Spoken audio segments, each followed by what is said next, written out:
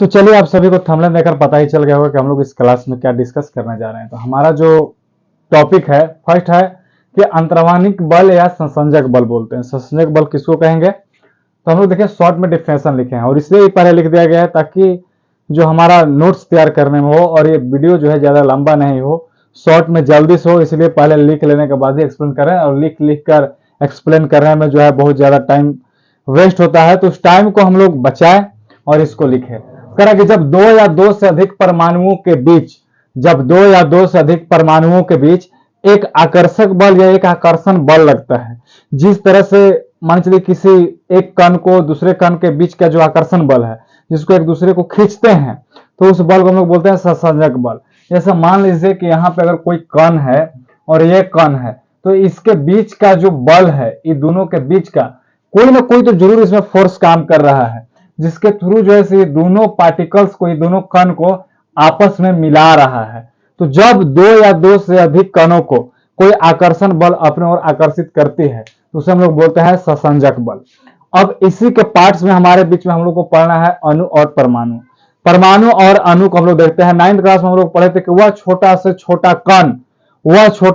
कण जो स्वतंत्र अवस्था में नहीं रह सकता है, परमाणु कहलाता है, और वह छोटा से छोटा कण जो स्वतंत्र अवस्था में रह सकता है, अणु कहलाता है। ये हम लोग क्लास 9th में पढ़ चुके हैं।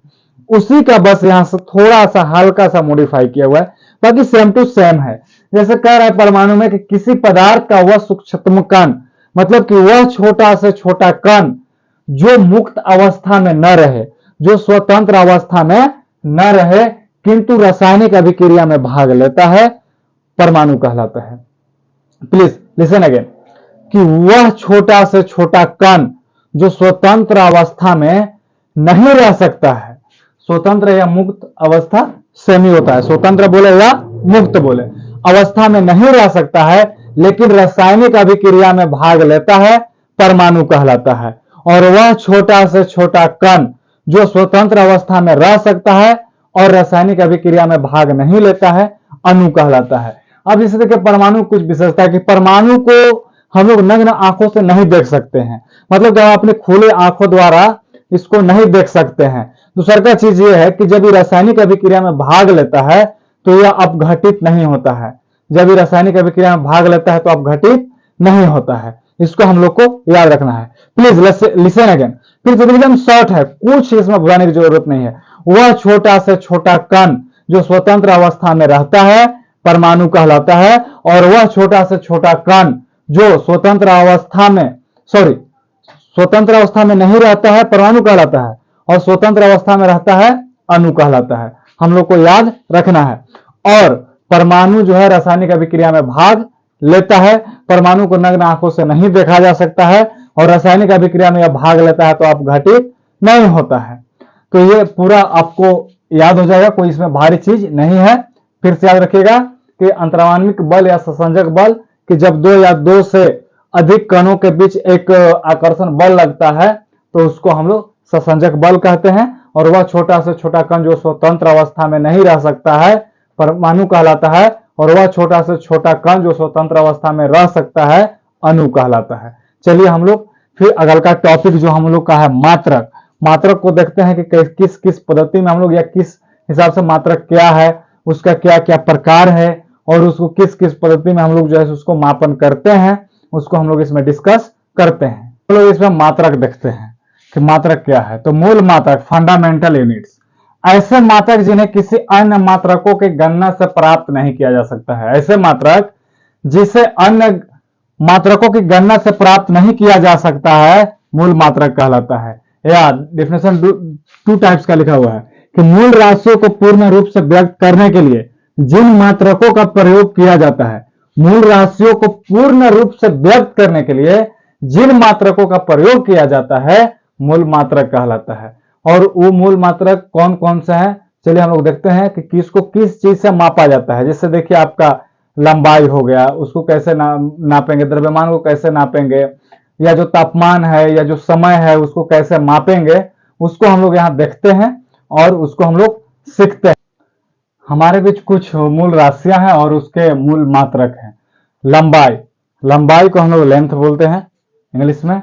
लंबाई को हम लोग मीटर्स में मापते हैं, द्रव्यमान को हम लोग केजी में मापते हैं, और टाइम जो है उसको सेकेंड में, टेम्परेचर ताप को केल्विन में, विद्युत धारा को हम लोग एम्पियर में, और पदार्थ की कोई मात्रा निकालते हैं तो उसको मोल में। याद रखिएगा, ये कुछ ज्यादा नहीं, आपके एनसीईआरटी बुक में दिया हुआ है, उसी को करें। और ये जितना भी हम सीरीज जो चला रहे हैं वो एनसीईआरटी बुक के द्वारा ही है, किसी अन्य बुक से नहीं है, तो आप लोग का विशेष फोकस यहाँ रखना है। देखिएगा, लंबाई को हम लोग मीटर में, द्रव्यमान को केजी में, टाइम को सेकेंड में, ताप को केल्विन में, और विद्युत धारा को एम्पियर में, और पदार्थ की मात्रा निकालते हैं तो उसको मोल में।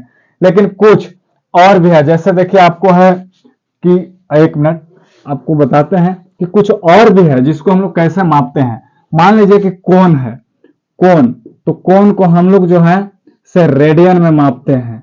क्या में मापते हैं? रेडियन में। एक जैसे षटकोण है, षटकोण होता है, षष्टकोण जिसको हम लोग षष्टकोण भी बोल सकते हैं, या फिर अगर इसको अगर हटा दीजिए, यहां षष्टकोण पता नहीं चलेगा, हम लोग कोण और धनकोण पढ़े हैं, धनकोण। तो धनकोण को जो हम लोग मापते हैं वो मानते हैं अस्टेयर रेडियन में, अस्टेयर रेडियन, जिसको हम लोग एसआर और इसको में रेडियस आर रेडियन में मापते हैं। तो अगर इसको बोल दे तो इसको हम लोग बोलते हैं पूरक मात्रक, पूरक मात्रक। पूरक मात्रक में कोण को हम लोग रेडियन से, और जो हमारे बीच में धनकोण है उसको अस्टेयर रेडियन से हम लोग मापते हैं। इसमें और भी मात्रक का क्या क्या हो सकता है हम लोग इसी सीरीज में देखेंगे, तो आप लोग वीडियो में कंटिन्यू बने रहेंगे। और अभी तक लाइक नहीं किए हैं तो प्लीज लाइक कर लीजिएगा, और इससे पहले वाला अगर पूरा वीडियो नहीं देखे हैं तो एक लाइन से आप जाइए, डिस्क्रिप्शन बॉक्स में एक लाइन से मिल जाएगा, और उसको शुरू से देखिए, तब आप लोगों को समझ में लगेगा। और प्लीज नोट्स जरूर बनाइएगा, नोट्स बनाने वाला बच्चों को हम लोग यहाँ से सम्मानित भी करेंगे, जिसका अनाउंसमेंट आप लोग को इसी चैनल के माध्यम से आप लोग को मिल जाएगा। तो बने रहना है, और हम लोग इसको बारी बारी से हम लोग देखते हैं। इसी में हमारे बीच है कि मानक पूर्व लगन, जिसका हम लोग अगर 10⁻24 रहेगा तो हम लोग इसको योटा बोलेंगे, जिसको y से डिनोट करते हैं। अगर इसी में 10⁻21 रहेगा तो जिसको हम लोग जेटा बोलेंगे, z से इसको डिनोट करते हैं। उसी में है कि 10⁻18 है हमारे पास, जिसको एक्सा बोलेंगे, और एक्सा को e से डिनोट करते हैं। 10⁻15 रहेगा तो जिसको हम लोग पेटा बोलेंगे, और इसको p से डिनोट करते हैं। 10⁻12 तो हम लोग इसको टेरा बोलेंगे और टी से डिनोट करेंगे। 10�9 रहेगा तो इसको गीगा बोलेंगे, और जी से इसको हम लोग डिनोट करेंगे। 10�6 रहेगा तो इसको मेगा बोलेंगे, और इसको एम से डिनोट करते हैं। अगर 10�3 है तो इसको हम लोग किलो में, और इसको के से डिनोट करते हैं। वहीं अगर 10⁻2 है तो हेक्टा बोलेंगे, जिसको एच से डिनोट करते हैं। अगर 10⁻1 है तो इसको हम लोग डेका, डी ए से डिनोट करते हैं।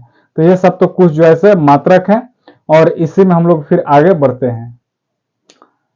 हमारा है व्युत्पन्न मात्रक। व्युत्पन्न मात्रक जो मूल मात्रकों के गणना से प्राप्त होता है, मूल मात्रकों की गणना से जो प्राप्त होता है उसको व्युत्पन्न मात्रक कहलाता है। जैसे देखिए कि अगर क्षेत्रफल, क्षेत्रफल को हम लोग जैसे लंबाई गुने चौड़ाई निकालते हैं, यानी कि इसको हम लोग माप सकते हैं मीटर इंटू मीटर में, तो मीटर स्क्वायर हो गया। वही हो गया आयतन। अगर आयतन को हम लोग लंबाई गुने चौड़ाई गुने ऊंचाई में मापते हैं, तो हम इसको मीटर गुने मीटर, मतलब कि लंबाई को भी, चौड़ाई को भी, और ऊंचाई को भी हम लोग मीटर में माप रहे हैं, तो इसका हो जाएगा मीटर क्यूब। अगर हमको मोलर का आयतन निकालना रहे तो हम लोग लिखते हैं कि आयतन बटा मोल। और आयतन को भी हम लोग अभी देखिए कि हर कुछ में जो आयतन को हम लोग क्या किए, लंबाई गुना चौड़ाई सब में मीटर से माप रहे हैं, तो यहाँ भी हम लोग मीटर से माप दिए। तो लंबाई गुने चौड़ाई गुने ऊंचाई बटा मोल, क्योंकि यहाँ जो है आयतन, आप देख लीजिए कि आयतन क्या है, तो आयतन बटा मोल हम लोग लिखते हैं। तो जब मीटर गुने मीटर किए तो मीटर क्यूब हो गया, और मोल को मोल लिखे। लेकिन इसको हम लोग ऐसे लिख सकते हैं कि मीटर क्यूब मोल, जहां पे अगर हमको मोल निकालना रहेगा तो बोलेंगे मीटर क्यूब मोल। अब यहां जो है मूल मात्रकों की जो प्रणाली, सिस्टम ऑफ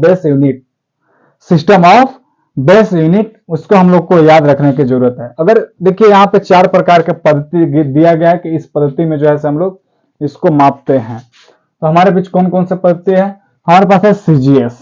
सीजीएस का जो है सेंटीमीटर, ग्राम और सेकेंड हुआ। देन सेकेंड है एफपीएस, फुट, पाउंड और सेकेंड।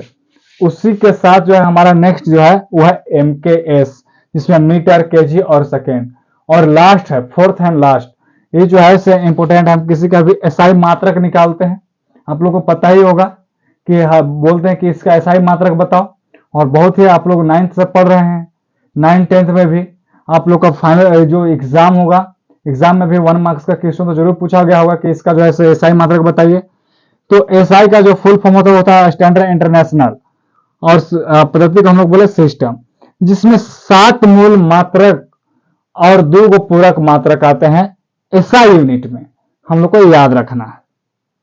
तो ये जो हम लोग का था वो यूनिट का अब तक का पूरा सीरीज था। हम लोग अगले सीरीज को और बेहतर ढंग से पढ़ेंगे, और इस वीडियो को ज्यादा लेंदी नहीं बनाने के कारण जो है हम इसको फिर से आप लोग को रिपीट करते हैं कि हम लोग लिख कर इसको बता रहे हैं। इसके बाद हम लोग जब इस चैप्टर का अंतिम की ओर चलेंगे, अभी बहुत सारे हम लोग को अभी इसमें पढ़ना है। वीडियो अब थोड़ी सी लॉन्ग आएगी, क्योंकि अब इस चैप्टर को जितना शॉर्ट से शॉर्ट में इसको खत्म किया जाए। शॉर्ट में खत्म करने का मतलब ऐसा नहीं है कि मार्क्स प्लस नॉलेज का जो हमारी एम है वो एम तो होना ही चाहिए, इसके बाद ही हम लोग जो है इसको खत्म करेंगे। लेकिन जल्दी से इसको खत्म करके और हम लोग जो है नए चैप्टर की ओर बढ़ेंगे। लेकिन चैप्टर के लास्ट में जो है हम आप लोग को ऑब्जेक्टिव क्वेश्चन कराएंगे, कुछ जो आपका एनसीईआरटी में जो क्वेश्चन है उसका भी क्वेश्चन आंसर कराएंगे। इसके अलावे न्यूमेरिकल का एक विशेष सीरीज चलेगा। तो अगर आप लोग चाहते हैं कि इस क्लास को और भी बेहतर ढंग से चलाया जाए, कंडक्ट किया जाए, तो आप लोग से एक रिक्वेस्ट है कि इस चैनल को और भी प्रसारित कीजिए और भी लोगों के पास भेजिए। यहाँ आप लोग जितना जितना लोग वॉच कर रहे हैं उतना लोग सब्सक्राइब नहीं किए हैं, तो जो नहीं सब्सक्राइब किए हैं सब्सक्राइब कर लीजिए और आगे भी बढ़ाइए, और कम से कम हमको अन्य लोगों से कनेक्ट कीजिएगा, तो थोड़ा लाइव क्लास चलाने में मजा आएगा।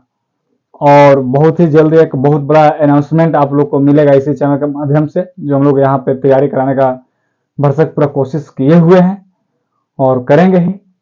तो इस वीडियो को अब तक देखने के लिए आप सभी को बहुत बहुत धन्यवाद। मिलते हैं हम लोग नेक्स्ट वीडियो में।